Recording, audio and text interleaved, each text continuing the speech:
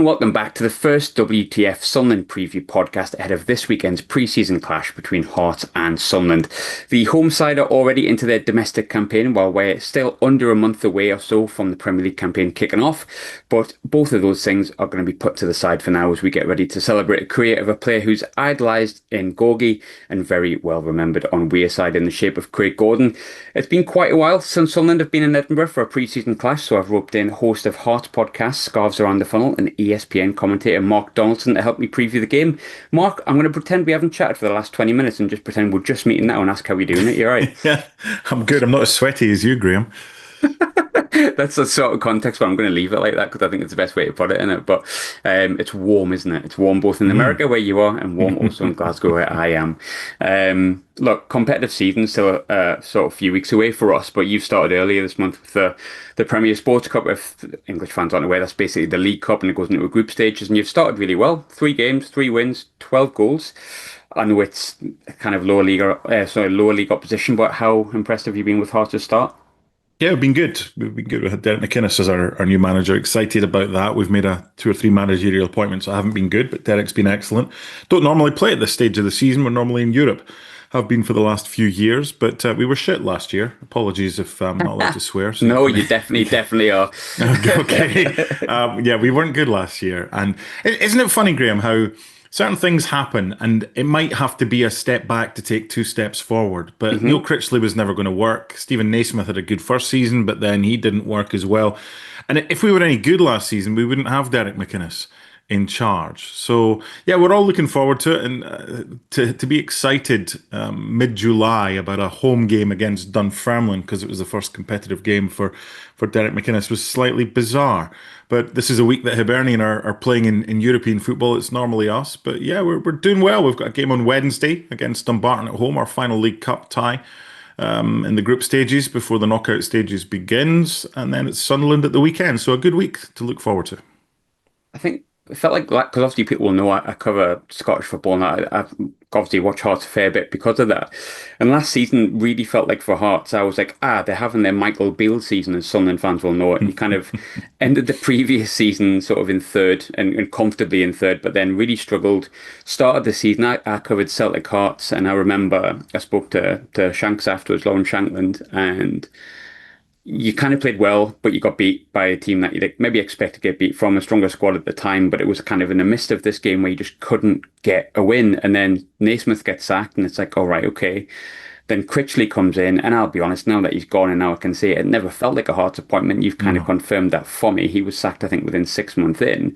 But like, look, I'm a little bit more aware of it because of where I work. But for those unaware, Sunderland fans, can you run us through what last season was like for Hearts and how damaging it was at the time?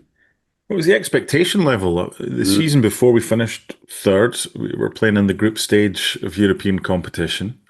Started off in the qualifiers for the Europa League, but guaranteed Conference League. European form was all right, but we weren't great the season before when we finished third. And I don't think it takes much in Scottish football to finish best of the rest. And by that, I mean outside of Rangers and Celtic. We've obviously got the money coming in from Tony Bloom now, the Brighton owner, whose Jamestown analytics firm have become involved and become a stakeholder in the football club. But on the field, there was just nothing. It was just total apathy in certain games under Naismith, which was strange because we went away from home the previous season. We did all right, but not too much had changed. We brought 1 or 2 in, but it just didn't happen. And you can usually tell in the first 10 minutes of a game, and we were pretty slow starters, what kind of day it was going to be. And there were too many bad days. And then when Critchley came in, you're right in what you say. It never felt right. It never felt like he was someone who... We've had a good coach before. We had Ian Cathro before, came in as well-touted, really good on the training field. But my God, stick him in front of 18 big, bruising, burly men and say, right, come on, inspire me. And some people just can't do that. Critchley was never able to do that. And the continuation of the form on the field was just... It was insipid for long spells. We had 1 or 2 moments in Europe, but... As I say, sometimes you have to go through that, I mean, I remember Sunderland going through so many different managers and so many owners as well, and finally finding the right thing. Isn't it funny? I mean, over here in the States, Welcome to Wrexham is big, but I loved that Sunderland documentary. I fell in love with the Lake Poets and their song Shipyards. And it's weird, right? Because I've got a soft spot for Newcastle because my first girlfriend was from Newcastle. I spent 2 years going up and down past Long Horsley and Long Framlington from Pennycook. But I've also got a soft spot for Sunderland, and you can't have a soft spot for both. But I do. I do, because there's a number of Hearts players that have played for both Hearts and Sunderland. I remember watching the first pre-season friendly between Hearts and Sunderland in 1989 when Husrev Musimic scored late on. I've been to all four of the games, and I've been to Stadium of Light. I love the people in the Northeast. Pal of mine over here, Robbie Mustoe, played for Middlesbrough. So as much as you guys have obviously got it's only Sunderland, or it's only Newcastle, or it's only Middlesbrough, those of us on the outside looking in just admire the hotbed of football that is the Northeast. So excuse me for having a soft spot for both Sunderland and Newcastle. I won't forgive you for the first bit. I'll let you off for the second bit. Look, it's funny you mentioned that because that documentary came out in our first championship season, and I feel a bit more comfortable speaking about it because it's almost like the ghost has been banished because of like I'll never forget what happened 2 months ago and the Ballard goal and all that, and that's all put in the past, and I can laugh at it now a little bit. And I've watched Something Till I Die back recently, funnily enough, including that season all the way through the third one, and I kind of remembered that it's about 9 years ago since Derek McInnes rejected us and the chance to become Sunderland manager to stay at Aberdeen. He's obviously heading into the game as your new manager. I remember at the time thinking that was a really solid appointment for Sunderland. And, lo and behold, we got Simon Grayson and the world ended for like 8 years or so. But like you said before, you've been impressed by his sort of early days at Hearts. And I spoke to Craig Gordon, which we'll get on to a little bit later. And he also said he's looking forward to working under him. I've seen a little bit of negativity about his appointment, but I think it's a really good appointment. Did it feel like that in the early days? It's an appointment that if you'd said Derek McInnes was coming in after Stephen Naismith left, I don't think you would have had the same enthusiasm and the same effervescence as we have now. Because it was always the same people in the media that were touting the same people for the same jobs when a manager lost his job. Oh, Derek McInnes this or whoever, and it was tired and it was cliched. But then after Neil Critchley, we kind of got to a little bit of desperate stakes, and this is what we need. We need to get back to basics. Derek McInnes' style of football, and that's another thing. What is a style of football? Because I've seen some shit teams try to play it out from the back. I've commentated on a lot of Spanish teams that go to Barcelona, that go to Real Madrid, that go to Atletico Madrid. Goalie gets it, gives it to the centre back to the goalie, to the full back to the goal. You're like, hold on here. At which stage do we become kind of Poundland Peps and think, right, we can do this? Yeah, so everyone's going to try and do the same thing. It doesn't work like that. So Derek McInnes had a really good style of football at Aberdeen. It was successful. That's why Sunderland made an approach for him in June 2017. And he had this is the other thing. Be careful what you wish for. He eventually left there because he probably took them as far as he could go. But I always think back to Alan Kirbishley at Charlton. It's kind of, no, we think we're better than this. Look at them now. And you've got the likes of Brighton up and coming. You've got Bournemouth trying things with Bill Foley. And you've got these teams that are doing things in the English Premier League that when you and I were growing up, I mean, Brighton had just been kind of relegated a couple of years before I started watching football. They'd been in the FA Cup final, and they were out for so long. Sunderland were out the league for so long. Leeds were out the league for so long.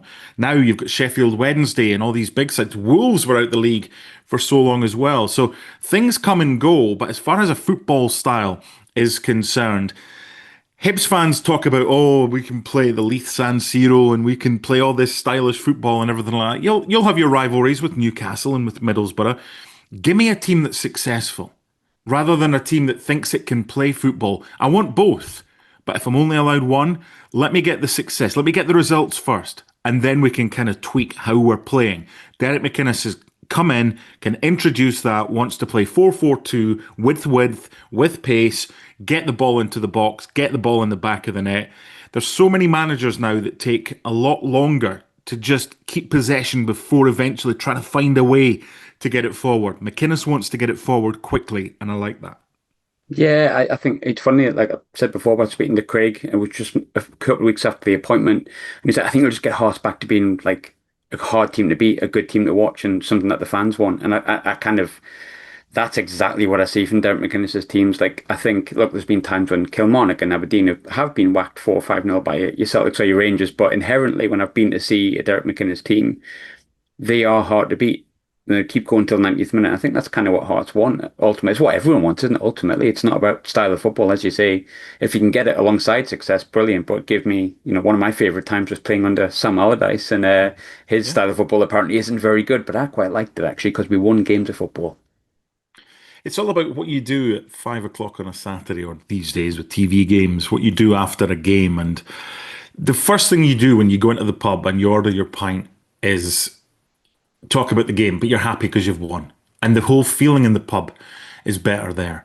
Now, for those that don't go to the pub straight after a game, maybe go home, go on the message boards or whatever, just the feeling, whether it's on a message board, whether it's on a podcast, your next recording, whether it's in the pub and in person as well, it's just a victory, right? We've beaten Dunfermline, we've beaten Hamilton, and we've beaten Stirling Albion, right? Games we're expected to win, but we've scored 4 in each game. Could we have scored more? Yeah.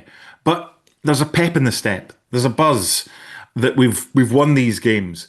And by the way, Aberdeen had a good season last season until it kind of went to shit towards the end. But they started off in the League Cup, and it's momentum. It's from the season before you pick up, and we ended the season okay.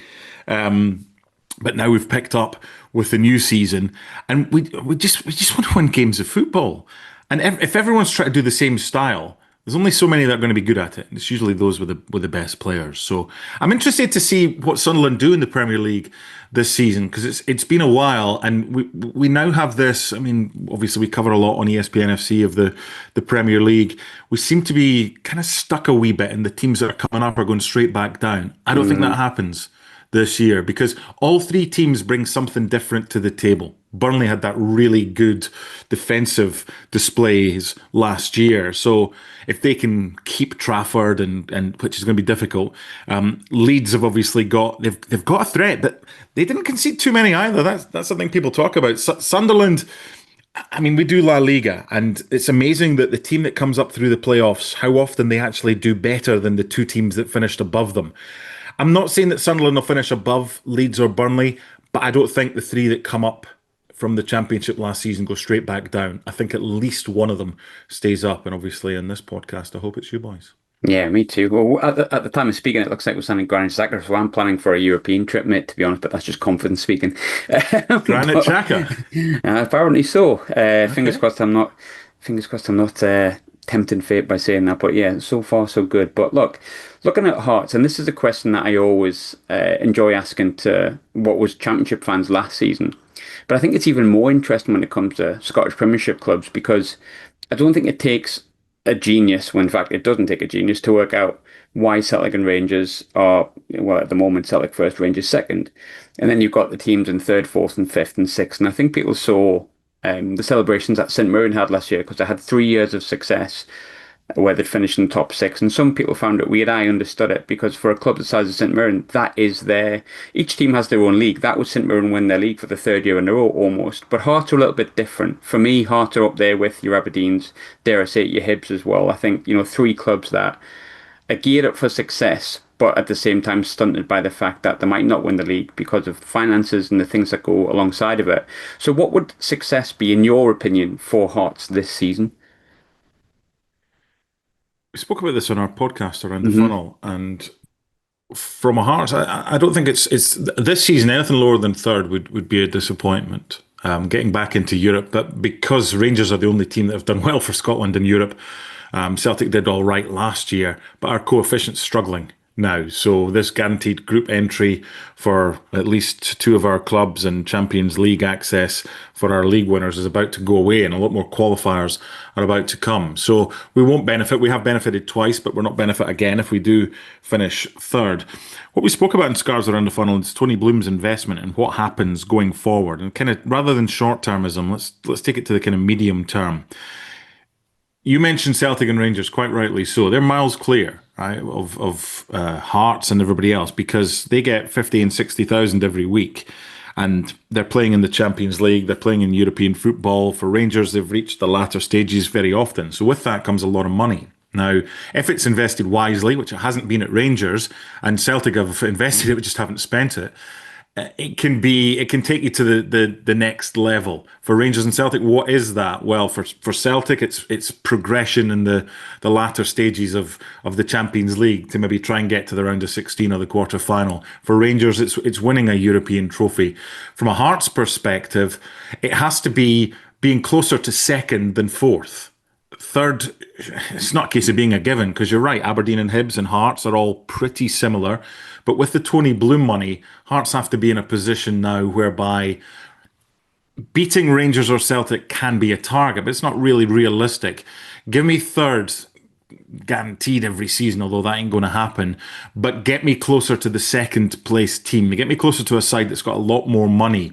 And that's how you spend it. And I notice how Brighton have brought in players and sell them. As Stupinjan's the latest. He's likely to go off to Milan, and De Cowper, I think is coming in at on the left hand side. He'll probably start the season there. He says there's a fantasy Premier League.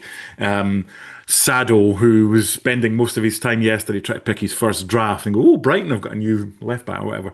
Anyway, what they've done with Brighton and other teams that he's got involved in, USG in Belgium, is to sign someone for X and try sell for 5 to 10X. If Hearts can do that, when you're looking at the budgets of Hearts spending between 150 and 600 grand on a player, and then getting times 5 or times 10 and getting that back, that should be enough to continue investing, buying new players, selling players, to get third, to get closer to Rangers or Celtic. So if we can do that on a regular basis, and we haven't done it yet at all, that's something that we can think about. You know what?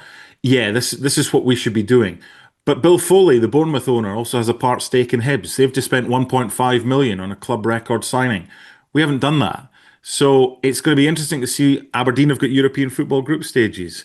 So just because we want third doesn't mean we're guaranteed third. But with the money, and if we spend it wisely, I think progression would be getting closer to second than we are to fourth. That would be the medium-term progression. As for long-term, yeah, let's just try and get by Dumbarton in the League Cup on Wednesday at Tynecastle. Game at a time, as the cliche goes.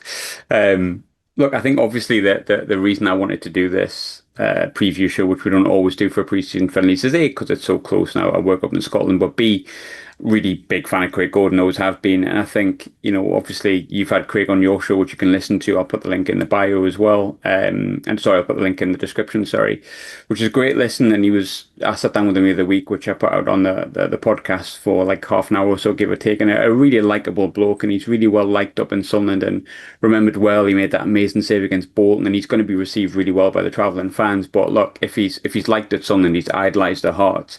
And I don't even know if I can ask you to give like a sort of a paragraph answer, so I won't kind of limit you on words here, but what does Craig Gordon mean to Hearts and supporters?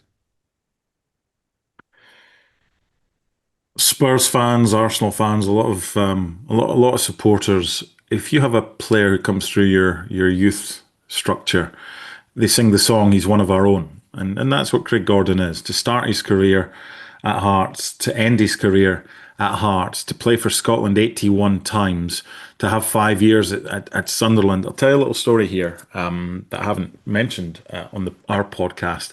I've known Craig well for a number of years, and I was also tight at Hearts because I used to be a commentator there.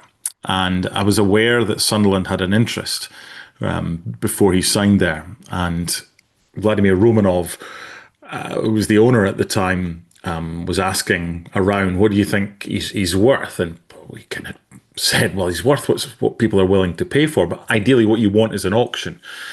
Now, Aston Villa, the day before Craig signed for Sunderland, the interesting thing here is how much of an interest they had. But I had a decent link with the football club, and also with various agents at the time when I was working at, where would I have been? That was August 2007. So I was just coming to the end of my time at Radio 4th and gone to Talk 107 in Edinburgh. So we put it out that Aston Villa had an interest in the player. There was also talk prior to that of Arsenal. Arsene Wenger loved him because he'd seen him in action a few times. Obviously, I think he'd already maybe gone to, what was the game? Scotland against France, I think it was, and that was prior to moving to Sunderland. So he was obviously linked with them as well. But Villa was the one that we mentioned. I remember leading the sport with Sunderland, their favourites to sign Craig Gordon. However, Aston Villa. And then this is through agents and this is through Hearts as well to try and get how much is he worth, to try and get that at least two teams interested as well. But ultimately, you don't stand in someone's way. This is money that we're not used to. This is money like 2 million was always a good, if we could sell someone from down south. He was the first one outside of Rangers and Celtic that a team sold and you're like, how much? 9.5 million to go to Sunderland. And a lot of Hearts fans then kind of, if they didn't have a second team or a team down in England, kind of adopted Sunderland because he meant so much to the football club, the saves that he used to make. But he was a Hearts boy. He played for Tynecastle Hearts. He always had Hearts and Scotland jerseys on. He was one of our own. He played with my brother-in-law for 5 years as a kind of youngster before when he was at Curry Boys and Tynecastle Hearts. We kind of knew him. He was the only one when my wife went on a trip along with my father-in-law and my mother-in-law with Tynecastle Boys Club to Spain. And let's just say some of the boys misbehaved. And my wife noticed that one or two things were being pilfered from local newsagents. Craig Gordon was the only one that kind of was having nothing to do with it. His morals have been exceptional. He's a lovely, lovely guy. He knows who he can trust. And like you, I'm sure you've spoken to him and there's one or two things he said and he gauges if he can get your trust. There's a lot of stuff I know and a lot of stuff he knows about me and my situation as well, that only him and I know about because there's a trust. And he does have that trust with his defence. Is he the same player as he was when he was at his peak, when he was at Sunderland, leaving Hearts, at Celtic, winning all those trophies? No, but come on now, he's 43 at the end of this year. I would have loved to have seen how many caps he would have won for Scotland if he'd not had the injuries. Obviously, the injury with Jermaine Defoe down at Sunderland.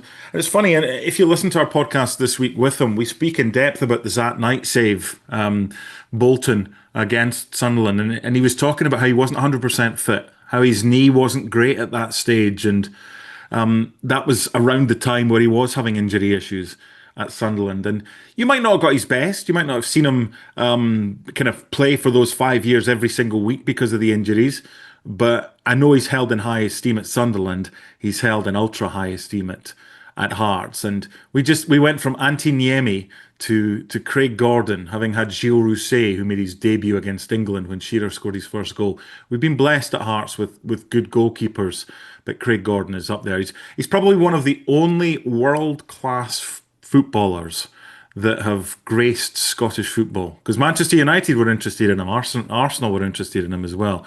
And he's a player who he's one of our own, and we're so proud to have him. And I really hope that a lot of fans turn out. And I'm delighted to see Sunderland have sold so many tickets. And hopefully, if you're not doing anything on Saturday, maybe Saturday morning, you might decide, you know what, nice day or whatever, we trip up to Edinburgh and pay homage to the big man. Yeah, it's because Arsenal were interested, I think, about a year in advance. But it's funny you mentioned the Bolton save. I've spoken about that as well because you kind of can't not, if that makes sense. I was at the game. It was the opposite end to me, and I still think it's going in.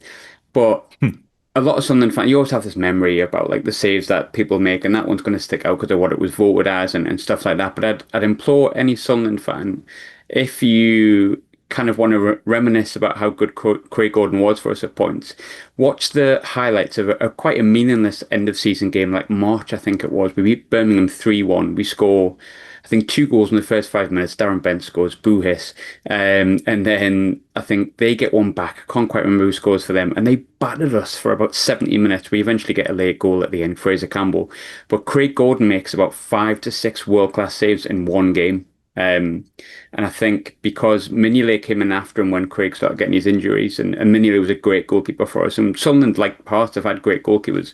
We've been really lucky, but I think sometimes it's easy to forget how many brilliant saves we made outside of even just the Bolton game. But yeah, no, I mean, my first question was, do you need me to work it so I could make sure I got a ticket either way? But look, I think one thing I really want to ask about Gordon's move specifically to Sunderland was I remember, and it kind of feels like now with, like I say before, the links to Granit Xhaka and all this hundred millions of pounds we're spending.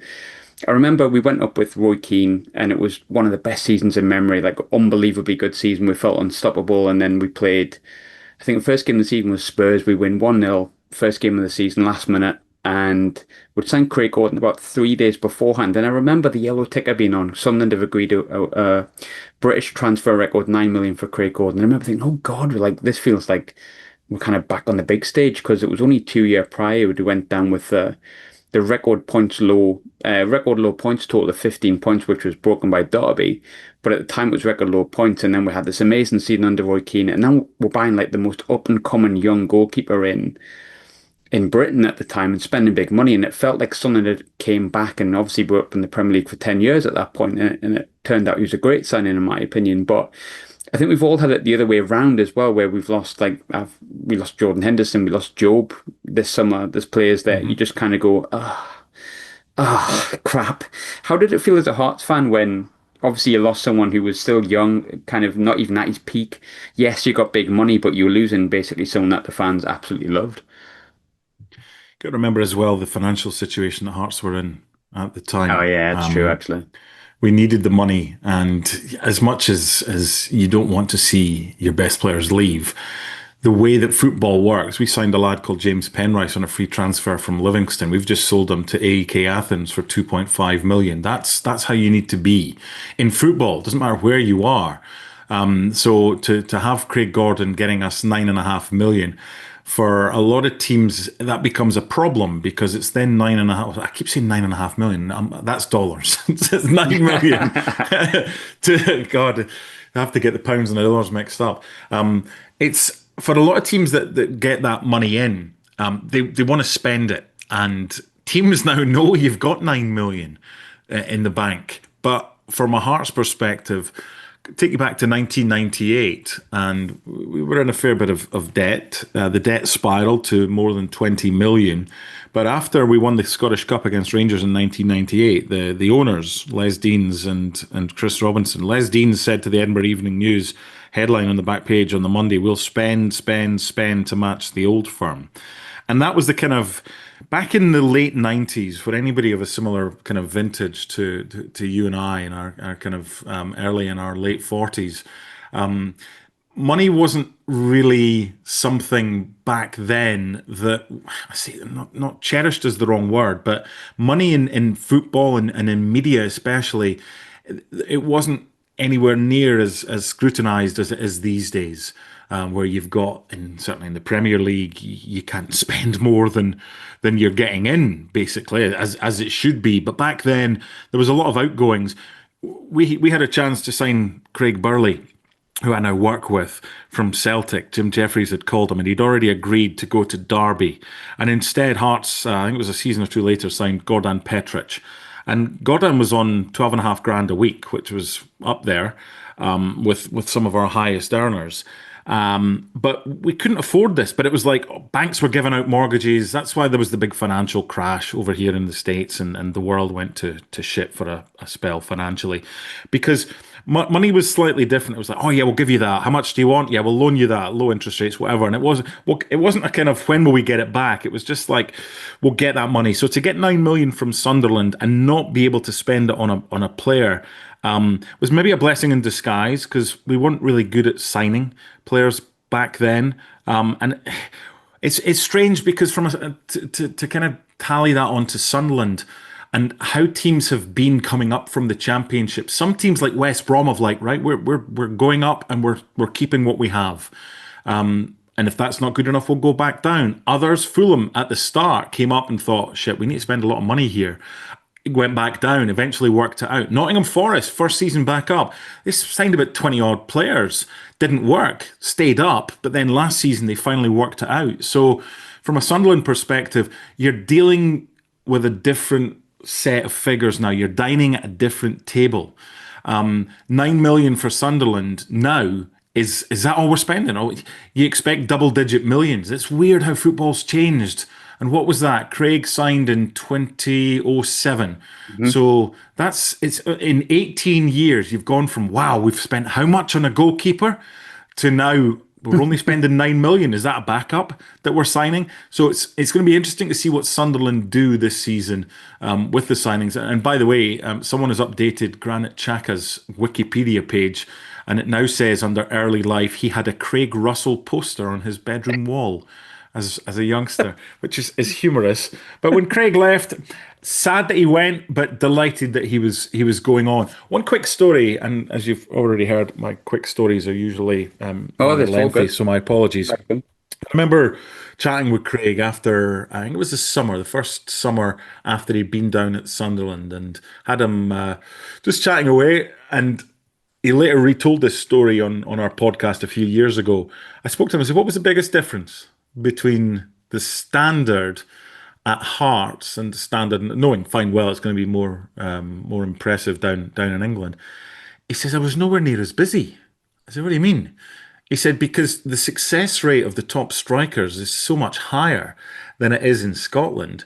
You get away with far more in Scotland. Like you play a St Mirren or you play a Ross County or Motherwell. Nothing against those teams, but even if someone was playing Hearts, it takes maybe 4 or 5 chances to score a goal, because the conversion rate is much lower in Scotland. Whereas in England, he said the strikers are so much better, and he's playing against Thierry Henry and these guys, or whoever he was playing against. And he's like, if they have 2 chances, the likelihood is they're going to score at least one of those, and sometimes both, but they're going to hit the target more often than not. So as much as I've come down south and I'm playing at a much better standard, he felt that he was less busy at Sunderland than he was at a team like Hearts, because it was the quality of the strikers that he was facing that was the big difference, rather than the number of chances that he was facing. Funny, first game, it was Berbatov and Robbie Keane, and then Darren Bent, new signing for Spurs, came on his day. We kept a clean sheet, but I don't actually remember him making a save, funnily enough. But I think There that you was go. how good we were that day. But look, I think I don't know if this is maybe arrogance from Sunderland, but I think everyone probably seen the Ballard moment, and everyone probably seen the Wembley final, because we basically won the playoffs with 3 last-minute goals, give or take, injury time goals actually, which is naturally going to get spread across social media these days, and combined with the fact that Sunderland Till I Die was really popular, maybe for the wrong reasons if you're a Sunderland fan in terms of the results and stuff, but from what you've seen, and obviously you'll not watch it as much as us, so I'm not expecting to have an expert opinion, but like, what have you made of the last few months with Sunderland in terms of like the win at Wembley, the signings we've made this summer, the fact that we're going back to the Premier League, all the good stuff that's happened recently? What have you made of it from the outside looking in? I'm kind of blinkered because I've got a soft spot for the bigger teams, and Sunderland have always been one that I've kept an eye on from the players that we've kind of exchanged, or players even going back to John Cahoon, back in the early 90s, that played for Sunderland, always had his kind of shirt tail hanging out. Derek Ferguson, who I loved as Oh, a player. Derek. Yeah. Just great, and someone who gave me one of my best moments as a Hearts Alan supporter. Johnston, Alan Johnson got a hat-trick at Ibrox in a 3-0 win over Rangers in January 1996. which That is was where two the months name before. Magic came from, wasn't it, Yeah, originally? Yeah. yeah, just because of some of the stuff he did, he was magic. That was 2 months before I started off in media. That was one of my last games as a fan. And then Alan Johnson, obviously going to Sunderland. Kevin Kyle, he's got the ties. Stephen Elliott, Yeah. sleeves, who played in our cup win in 2012 against Hibs in the cup final. He was involved in the squad. Then you've got Craig, and since then, maybe there's been a few, just one or two to mention. Obviously, Aleem Öztürk, Jimmy Dunn, Lee Johnson, but we don't talk about him because of his Hibs background. Kyle Lafferty, Jamie Hmm. McAllister, Dimitri Mitchell, and Ellis Sims as well. So there's some link about Hearts and Sunderland that certainly for me, I can't speak for any other Hearts supporters. There's just that keep an eye on what's happening down there. So for them to get up, to get a home game to begin with against a West Ham side that, I mean, they'll make changes. I'm sure they'll add some new players in, but that's got to be a game you're looking at kicking off on the Saturday, I think it is, and with 3 points. Just take care of your home games, and it's going to be tough going on the road because everyone will look at Sunderland and they'll look at Leeds and they'll look at Burnley and they'll think, right, these are games that we should be winning. But I don't know how many season tickets you've sold, but I'd imagine most games at home will be, if not all of them, will be sold out I at believe we've Sunderland. sold out the season There tickets, you go. so the first There you game's already go. sold out. Yeah. Right. So it's going to be like that. I've been to the Stadium of Light a few times. I know what it's like down there. I know the atmosphere that can be generated. You really have to be a 12th man for the team. And if you can get off to a winning start, there's no point putting a target on how many points you're going to need because a lot depends on what the other teams are doing. But I do think now that there's clearly a gap between the Premier League and the Championship, finishing from a Sunderland perspective, finishing 17th, if you finish where you are right now alphabetically and Sunderland are 17th, you would take that. Spurs wouldn't because they'd go down along with West Ham and Wolves. But Sunderland would take by one goal, they'd take staying up. If you get Granit Xhaka, that would be a really good addition. It's it's just so hard. It's so hard because Hmm. you're going into it's like an under 8 or an under 9 footballer going into an under 12 team, right? You might be overwhelmed, you might be kind of fearful or whatever, but just go and do what you do because teams will think Sunderland's 3 points for them. But if you've got to go to Sunderland, that could be a big difference. I hope you guys can kind of stay up. I'd love all three of the teams to stay up that have come up because if the three that came up go back down again, you've got a problem in English football because the rich are going to get richer and the rest are going to get further apart. Feels much like the world sometimes, doesn't it? But fingers crossed we can alter that. Look, I've got one question I never ever ask, and I don't know if it's the right question to ask because obviously you've been working over in America for a long time, but I know you know Edinburgh and you know Gorgie. Mhm. Rather than me making recommendations and outing myself in the pubs that I go to, can you recommend any pre-match or post-match pubs that you think would be great for Sunderland fans to head You're into? going to say pre-match massage, and there is a place in Edinburgh called the Pubic Triangle, but you can Google that on a work computer, not me. I'd avoid that. I would imagine a lot of Sunderland fans are getting the train up, Hmm. and hopefully you're getting off at Haymarket instead of Waverley. You can just stay on. If you are still to book your train, book Sunderland through Newcastle. I know that they always say that, yeah. But get off at Haymarket, and they've just introduced it's a Hearts Heritage project. It's called the Maroon Mile. And it's basically from Tynecastle and a mile down Dalry Road towards Haymarket. And as you come out the station at Haymarket, the railway station, there is the Hearts War Memorial right outside. So that's your first stop. Just pay a little visit to the Hearts War Memorial. There's a cairn over at Contal Maison, and it's worth reading as well about the Hearts players who were top of the league and en masse. McRae's battalion back in the First World War, all elected to, or the majority elected to go and serve their country, and none of them came back. Sadly, they all perished. But the war memorial at Haymarket, right outside the station, is your first port of call before you've even put a pint in your hand. Diggers along Dalry Road. Then you get to the end of Dalry Road. You've got various other pubs. Tynecastle Arms should be your last port of call, but you might need to get there a little bit early to be able to get in. But there's a whole host of pubs along the Maroon Mile. Most of them are kind of rugby slash football pubs because it's right round the back from Tynecastle is Murrayfield Stadium. So there's loads of rugby and football pubs there. But make sure Diggers is probably your first port of call after you've had a wee look at the Hearts War Memorial at Haymarket.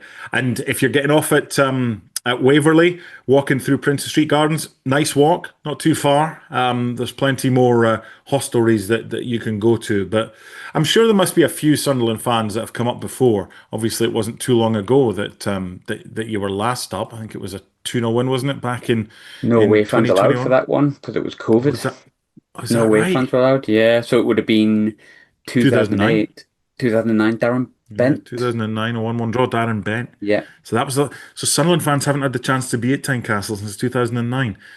Well, I hope from our perspective that the same thing happens to Sunderland fans as what happened to Newcastle fans last week and you get spanked.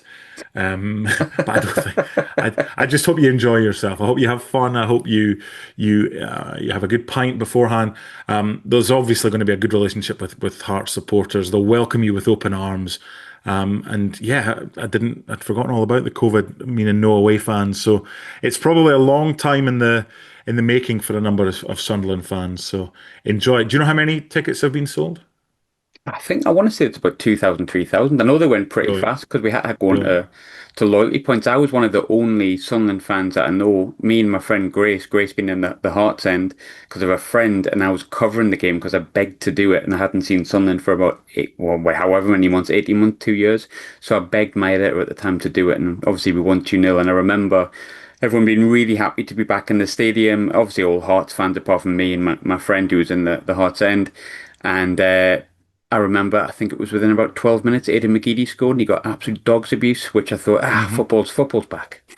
Yeah, I'm just looking at London Hearts right now. There was less than 2,000 there, obviously, because of COVID. So yeah, it'll be nice I mean, they've already sold more than 13,000 tickets. They hope to have more than 15,000 on Saturday. So they've opened the Wheatfield stand. So all four stands will be in operation. Hopefully Sunderland can sell out the away end. It's just nice to have football back. And I'm old Yeah, enough to remember going to Middlesbrough in the kind of 90s and we got bussed from Berwick. Well, we got bussed from Edinburgh, but we got a police escort from Berwick down to Ayresome Park back in the day before the Riverside, just because back then the Scotland-England games were always that little bit testy pre-season and there was a fair bit of trouble. But isn't it great that we can all kind of loads of Newcastle fans at Celtic, loads of Sunderland fans coming up for this one. I think there were a lot of Bolton fans that were at Hibs last weekend as well. Even the German side, Rot-Weiss Essen, who Hibs played, loads. yeah, they had, and that was a commemorative game for the first European game that the sides played. It's just in the city. Go out in Edinburgh, enjoy yourself, have fun. Hopefully, a lot of people that are coming up from Sunderland and that northeast area are staying over as well. So much to see and do in Edinburgh. So I hope you all enjoy yourself. You're slightly different. You're just coming across from the west side of the country, but there'll be a lot coming up on Saturday, and we can't wait to. Well, they can't wait to see you all. I'm looking forward to seeing it on TV. To how many fans that Sunderland have brought. One of the secrets that when me and my fiance first met, she was at university in Edinburgh and she lived in Gorgie. So my recommendation, the best one I've got is just McDonald's over the road from from our old flat. So I thought I'd leave the recommendations to you, but Gorgie Fish Bar, if you want a chippy. Gorgie Fish oh Bars. yeah, Got to go there. 100%. Actually, funnily enough, voted continuously the best chippy in Edinburgh by the Edinburgh Evening News consistently. Really? Yeah, yeah, yeah. Okay. People love it. So good recommendation. I can And there's the myself. smell. There's the smell as Yes. well in Gorgie from historically from the old North British distillery, that aroma, which they've put a few filters in over the years to try and get rid of a fair bit of it. But Still there. the hops and the malt and the yeast and everything like that. There's something there's something about a match day when you go and you turn the corner into McLeod Street, and there's that kind of smell that envelops all around you. Yeah, making me jealous now. I'm 3,500 miles away, and I miss all those things. But it is what it is. It is what It is it what it is. is. We We've got to make our do what we've got to decisions. do. We We do. do. Mark, really, really genuinely enjoyed that chat. It's been a while since I've done a preview show. It's enjoyed it. Nice to have a chat, and I hope you enjoyed it too, mate. I did. Good luck with the editing of that. Apologies for the rambling, but no, I'm I doing really none. enjoyed it. And good luck to the season ahead as well to Sunderland, and take 17th right now, and that would be perfect. Yeah, I'll take it, mate. Thanks very much.